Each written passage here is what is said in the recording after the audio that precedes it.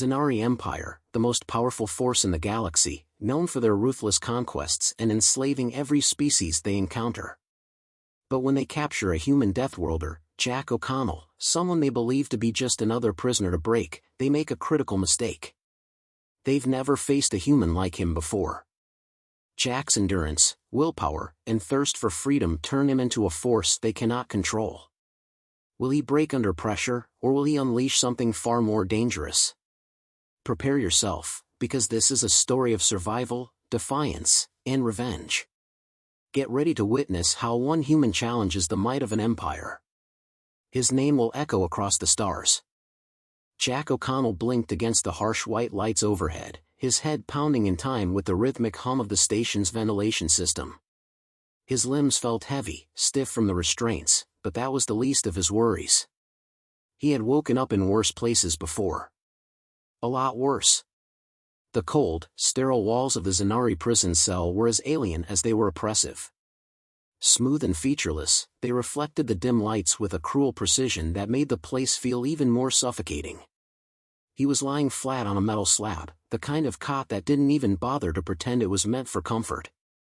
The sound of metal scraping against metal as he shifted his arms told him they hadn't spared any expense in keeping him subdued.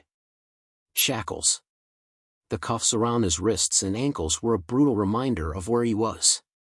He'd been captured during a skirmish with slavers, too many of them, not enough of him. He'd fought like hell, but there was no winning against the odds. And now, the Zenari had him. His breath slowed as he tuned into his surroundings. The only sound was the dull drone of the ventilation system, a constant, mechanical pulse that made it feel as though the walls were closing in on him. The kind of place designed to break a man's will. But that was the thing about Jack O'Connell, he had spent his entire life on Earth's Deathworlds. The Zenari had no idea what they were dealing with.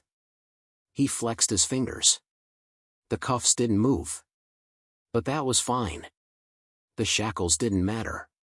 He wasn't going to stay here long enough for them to tighten their grip. A low buzz echoed through the small room, followed by a soft click. The door. Jack didn't need to look up to know what it was. He could feel the presence before the figure even stepped inside, tall, imposing, the telltale signs of a Zenari guard. These slavers had captured plenty of humans before, but they had never faced one like him. The guard's footsteps echoed as he entered, his thick, reptilian skin gleaming in the light. He towered over Jack's cot, his eyes, glowing yellow slits, narrowed in suspicion. Jack's gaze met his, and he smirked, the faintest glint of defiance flashing in his eyes. "Not what you were expecting, is it?" Jack's voice was hoarse, but steady. It had been a long time since he'd had the luxury of speaking to anyone. "You really thought you could break me?" The Zenari guard didn't answer at first.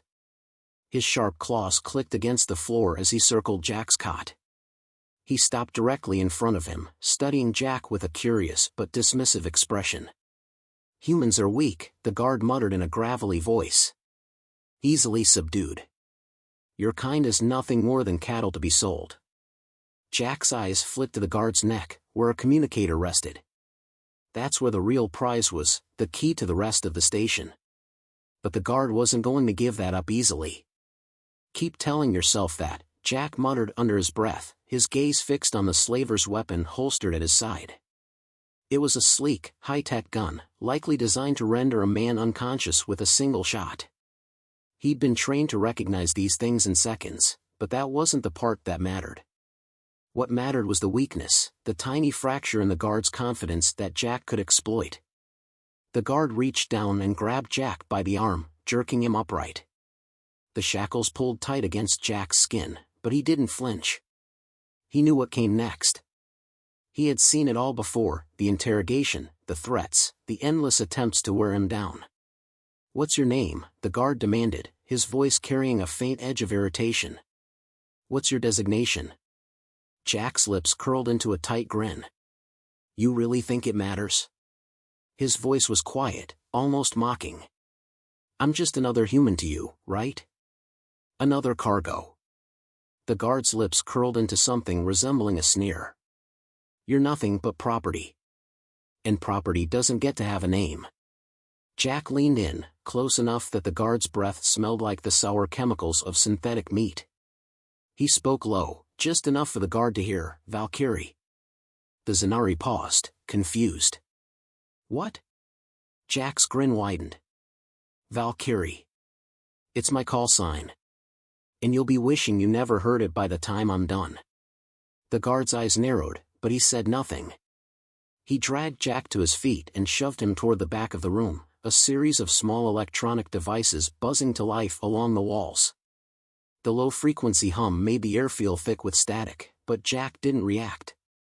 He had been through worse. Much worse. This was just another round. They reached a small hatch on the wall, barely big enough for a man to fit through, but it was where they'd take prisoners to be processed. Another Zanari officer stood in front of it, this one even taller and more heavily armored than the last. He didn't look at Jack directly. Instead, he observed the guard with a cold, clinical gaze. "Is this the human?" the officer asked, his voice carrying the faintest trace of skepticism.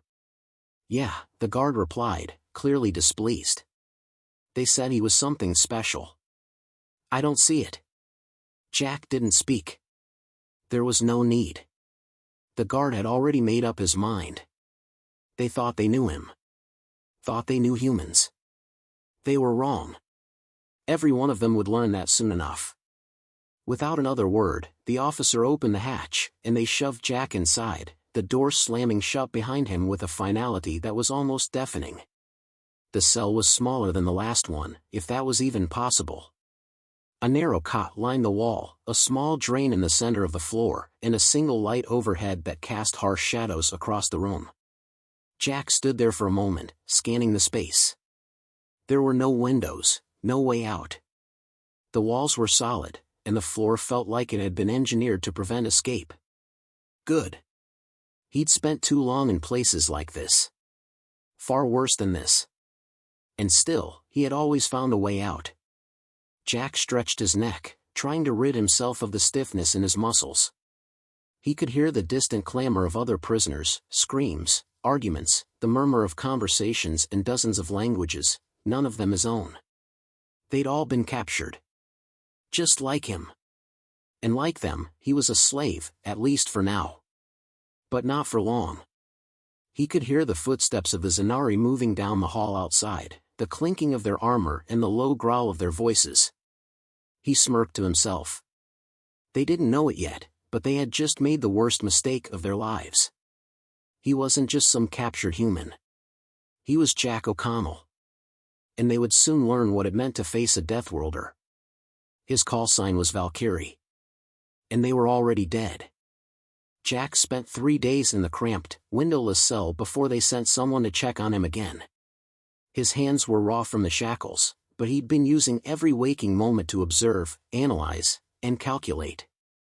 Every sound, every vibration in the walls, every slight shift in the air, all of it meant something. The Zanari were underestimating him, and he was determined to make them regret that.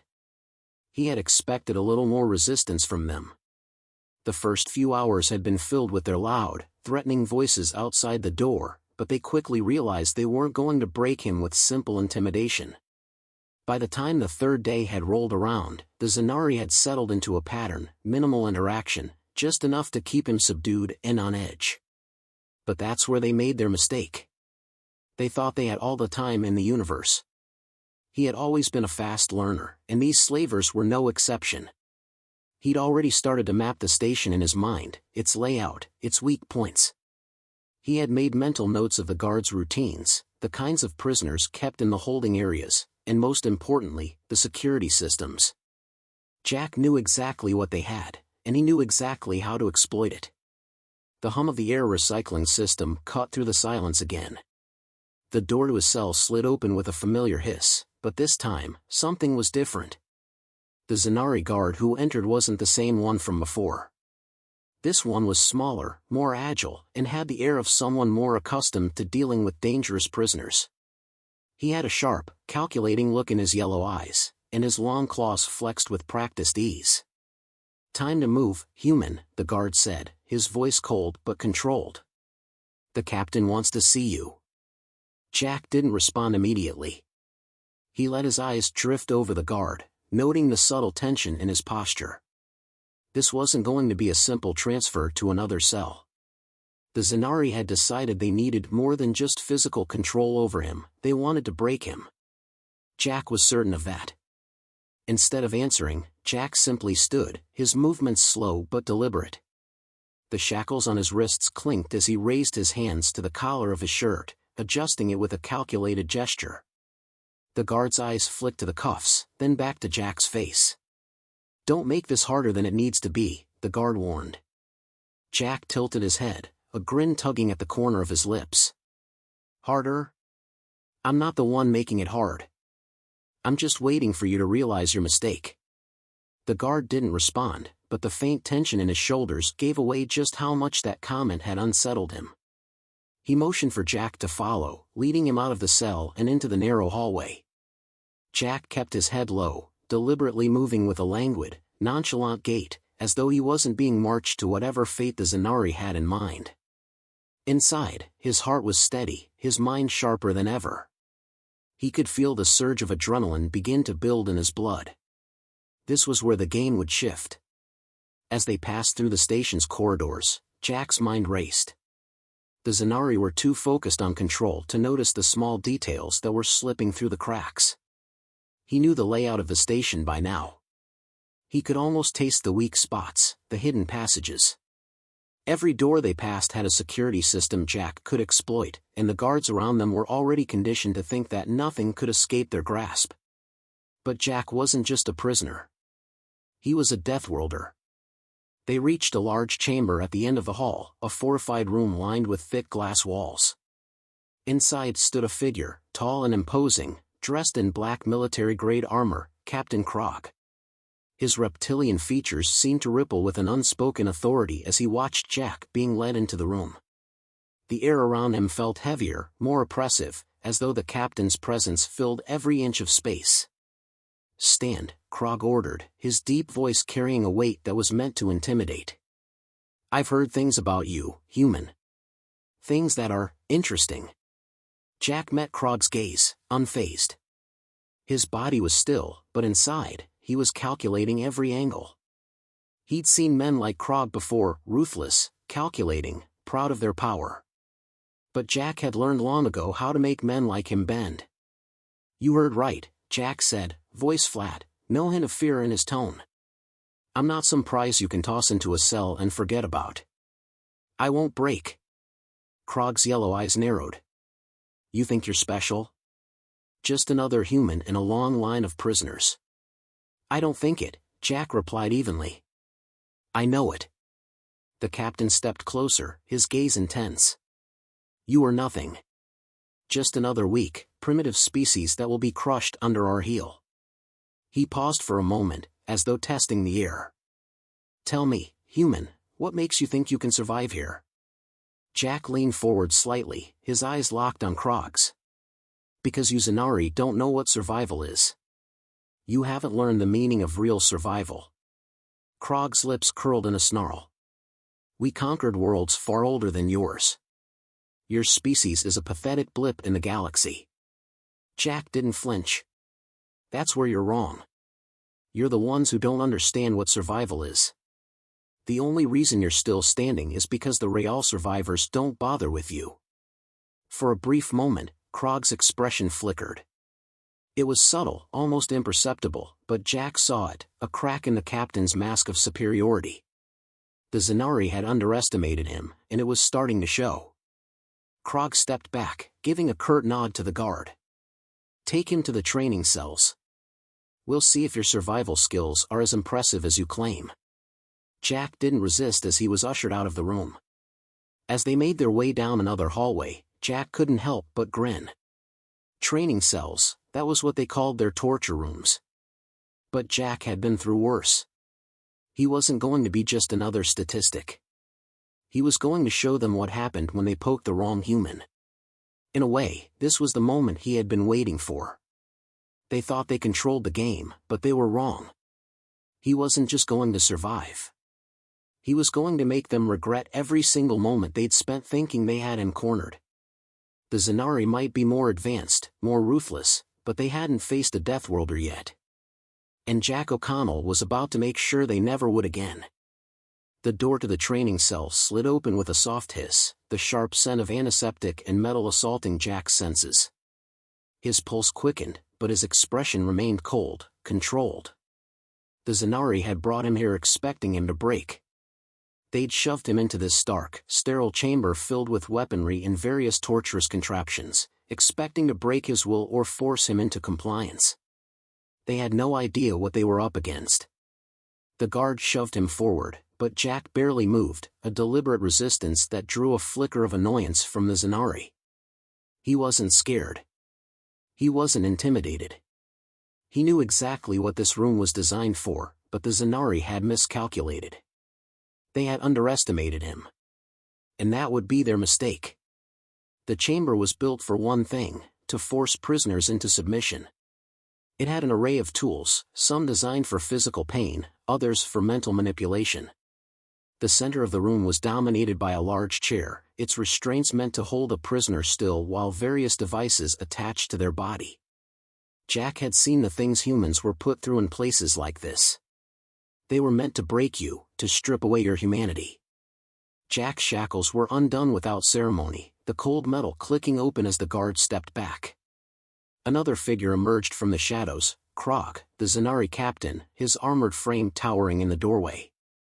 "So, this is where you'll stay until you understand your place," Krog said, his voice low, commanding. He stepped into the room, walking slowly toward Jack, his gaze hardening. "I hope you know that resistance is futile. The Zanari have crushed entire civilizations. We control your fate now. All we need from you is your compliance." Jack met his gaze, unflinching. "Compliance? You've got it all wrong, Captain. I'm not here to comply with you. I'm here to make you realize your mistake." Krog's lips curled into a tight smile, his sharp teeth gleaming in the light. "A mistake? You think you can make me realize anything? You're already broken. You just don't know it yet." The captain motioned to the guards, who moved toward the various tools on the walls.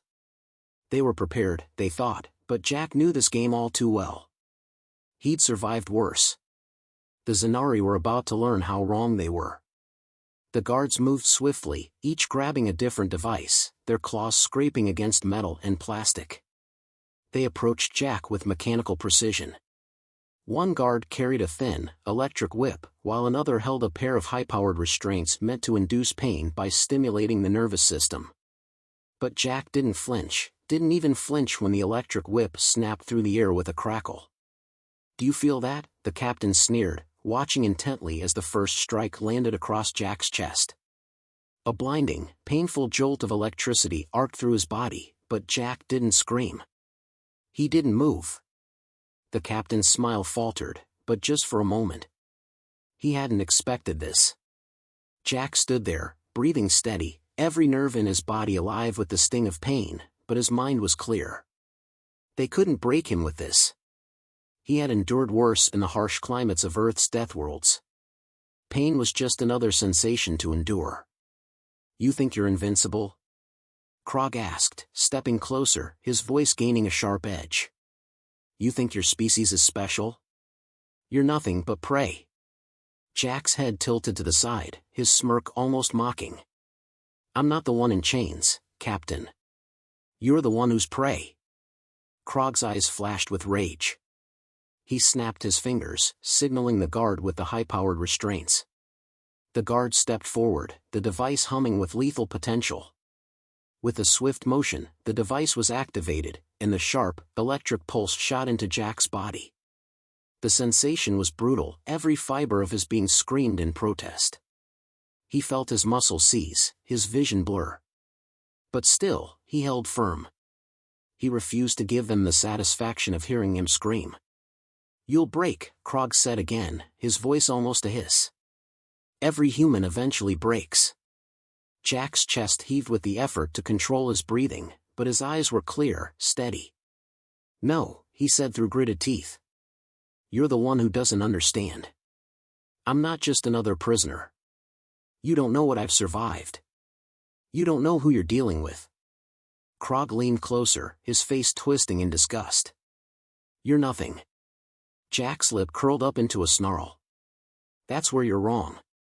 His voice dropped to a deadly whisper. "You see, where I come from, you can't break a Deathworlder with toys and electricity. I'll outlast you." For a moment, there was nothing but silence.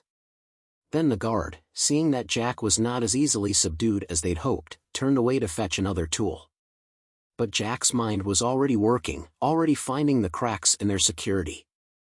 The shackles on his wrists were just the beginning, he knew their weak spots.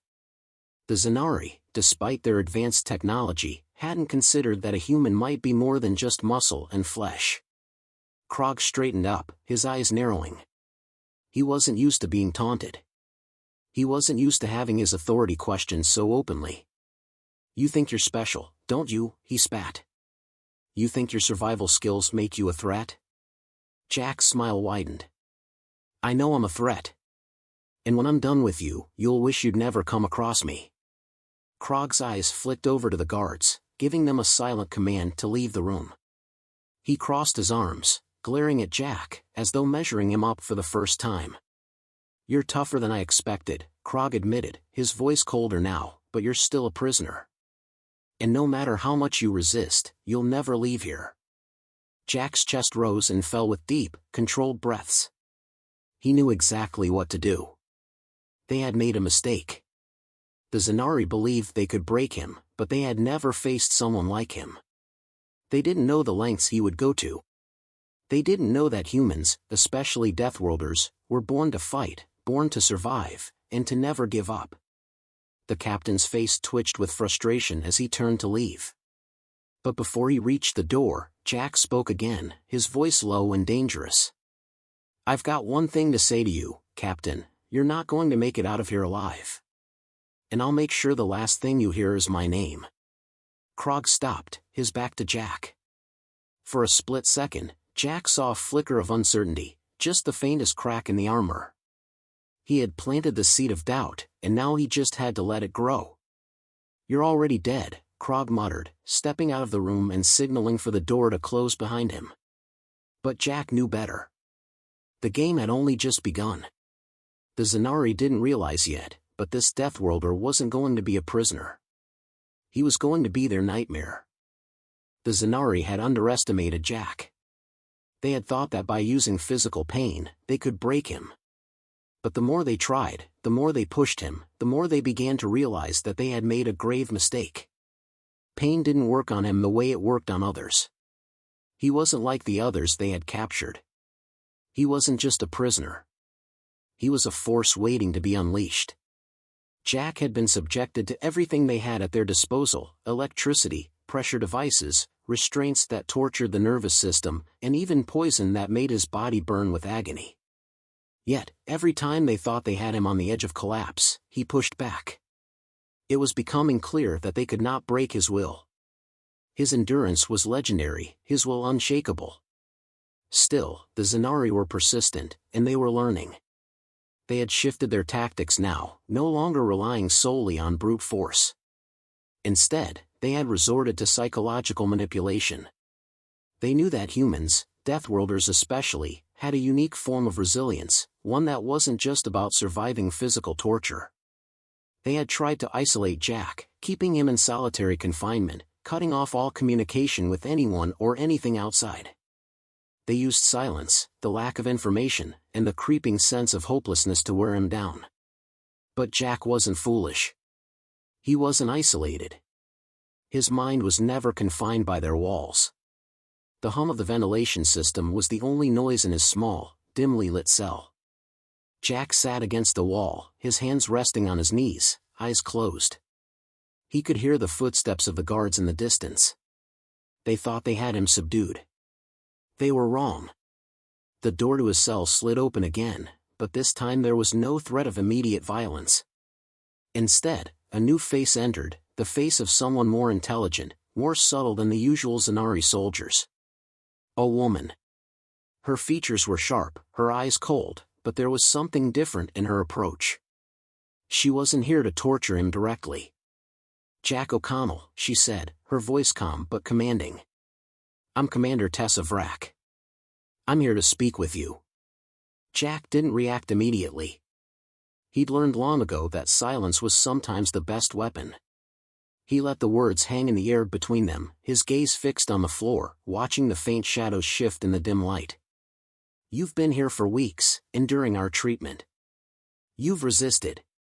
Impressive, for a human, she continued, her tone colder now, more analytical. But I think you know this can't last forever. Sooner or later, you'll break. We'll find your limit. Jack finally raised his head, locking eyes with her. You don't know me. You don't know what my limits are. She smiled slightly, as if she expected that response. I've studied your kind, O'Connell. Your species' resilience is notable. But it's not infinite. Sooner or later, even you will falter. Jack didn't answer right away. Instead, he glanced around the cell, noting how she had entered without the usual show of force. She wasn't a guard. She wasn't here to force him into submission.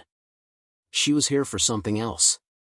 You think you're different, Vrak continued, her voice steady, almost thoughtful. But all humans are the same in the end. You fight, you resist, you struggle. And when you realize you're fighting a losing battle, you break. Jack stood up slowly, his movements deliberate, purposeful. The shackles were still on his wrists, but his eyes were sharp, focused. He wasn't done yet. I'm not broken. Not yet. Vrak nodded, her eyes narrowing slightly. That's what I'm here to test. To see if you're truly different from all the others. You've resisted the physical pain, but the mind is a far more fragile thing. And I have ways of reaching it. Ways you might not expect. Jack's gaze hardened. You think you can scare me? I've been to places darker than this. Vrak's smile was thin and sharp, like the edge of a blade. You misunderstand me, O'Connell. I don't want to scare you. I want to make you see things differently. I want to make you understand what I'm offering you. Jack crossed his arms, his stance defensive, but his mind was already working. She wasn't here to just break him with pain. No, this was something deeper. They had tried pain. Now they were playing a different game. What are you offering me? He asked, his voice low, cautious but curious. She stepped closer, her eyes never leaving his. I'm offering you a chance. A chance to join us. A chance to be part of something greater. You don't have to be a prisoner forever, O'Connell. You could be a part of the Zanari Empire. We could use someone like you. Someone with your resilience. Jack's lips curled into a cynical smile. You want me to join your empire? After everything you've done to me? Vrak didn't flinch. You're not the first human we've captured. You won't be the last. And when you realize that fighting against us is pointless, you'll understand. You could be a soldier, a leader even. You could help us conquer the galaxy, Jack. We could use your skills, your strengths. You could become more than just a prisoner. You could become great. Jack's mind raced, his heart thundering in his chest. He had been through hell, had fought for every inch of ground in this hellhole. And now, they were offering him power. They were offering him a place at the top, but only if he sold his soul. It was tempting. But it was also a trap. He wasn't stupid. You want me to betray everything I am. Everything I've fought for, Jack said, his voice cold, but his mind was starting to turn. Vrak didn't back down. Think of what you could achieve. We could give you anything you desire. Power, wealth, and more. All you have to do is stop resisting. Jack laughed, a low, bitter chuckle. You really think I'll betray my own kind for some empty promises? You think you can offer me enough to break my spirit? You're out of your damn mind. For a moment, there was silence between them. Vrak's expression didn't change, but there was a flicker of something behind her eyes, perhaps frustration, or perhaps something more. She had expected resistance, but Jack's unwavering defiance had caught her off guard. She stepped back, her cold demeanor returning. You'll change your mind, O'Connell. They all do. Jack didn't answer. He didn't need to. The truth was in his eyes. He wasn't like the others. The Zanari would learn that the hard way. As the door slid shut behind her, Jack stood alone once again, but this time, he felt something stir inside him. The game had changed. They were pushing harder now, testing his resolve, trying to break him.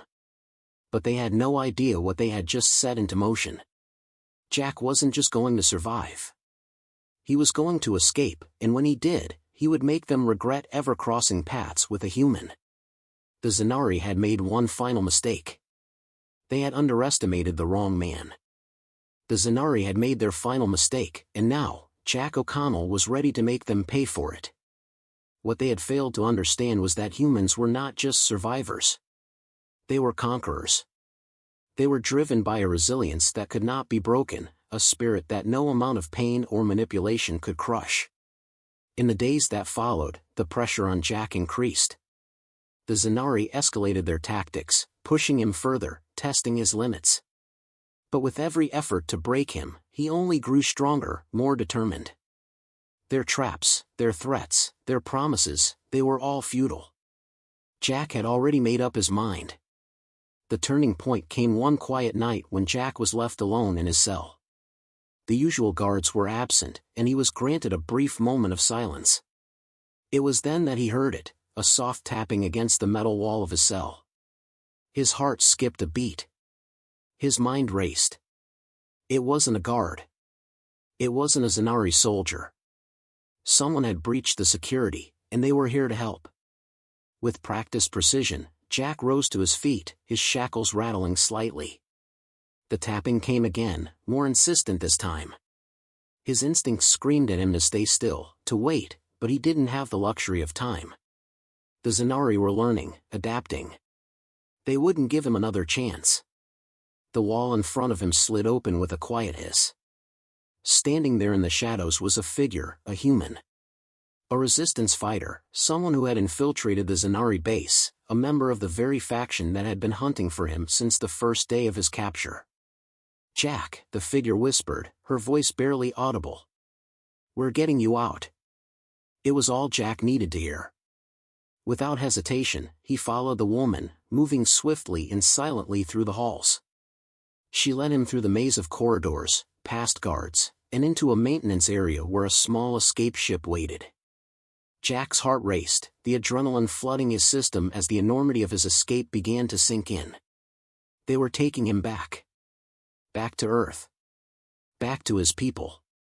As they made their way toward the ship, Jack's mind remained sharp. He knew the Zanari wouldn't let him leave easily. They would chase him to the ends of the galaxy if they had to. But Jack had one thing they didn't, the will to fight. Just as they reached the ship, alarms blared. The Zanari had discovered the breach. Heavy footsteps thundered down the corridor behind them. Jack felt a rush of energy surge through him. He had no intention of running. He had come this far, and he would make sure the Zanari knew that humans weren't just prey. "We've got to move," the woman urged, but Jack's gaze was already fixed on the oncoming threat. "I'll hold them off," he said, his voice steady, almost calm. The woman looked at him, her eyes wide with disbelief. "Jack, you're insane. You can't." "I can," he interrupted. "Now go. Get to the ship. I'll be right behind you." The woman hesitated for only a moment before nodding and sprinting toward the ship. Jack turned to face the oncoming Zanari soldiers. His hands clenched into fists, his body taut with anticipation. This was it. The moment he had been waiting for. The first Zanari soldier came around the corner, his claws extended, a malicious grin on his face. Jack didn't wait. He charged, the sound of his footsteps pounding in his ears. The soldier lunged, but Jack was faster. With a brutal punch, he knocked the soldier aside, the creature stumbling back. Before the others could react, Jack was already moving, a whirlwind of fury and precision. He had learned their tactics. He knew their weaknesses. The Zanari thought they were superior, but they had never fought someone who had lived on a death world. Jack knew how to exploit their hesitation, how to turn their overconfidence into a fatal flaw. One by one, he took them down, each movement deliberate, each strike calculated. By the time the last soldier fell, Jack was breathing heavily, his body bruised but unbroken. He sprinted toward the ship, catching up with the woman just as the hatch began to close. She looked at him, her eyes filled with awe. "Damn, you really are something else," she said, shaking her head in disbelief. Jack just smiled, wiping the sweat from his brow. "You've got no idea." The ship's engines roared to life, and within moments, they were leaving the Zanari base behind, the planet shrinking beneath them. Jack stood at the viewport, watching the distant stars. It was over. He had escaped, but this wasn't the end. It was just the beginning. He had survived the Zanari. He had broken their system, and now, he would make sure they would never forget what a Deathworlder was capable of. The message was clear. Humanity was not a species to be enslaved, not a race to be trifled with. They were warriors, survivors, and conquerors. Jack O'Connell's name would echo through the galaxy as a reminder of that. And wherever the Zanari would go next, they would know one thing for sure. Humans don't break. We fight back.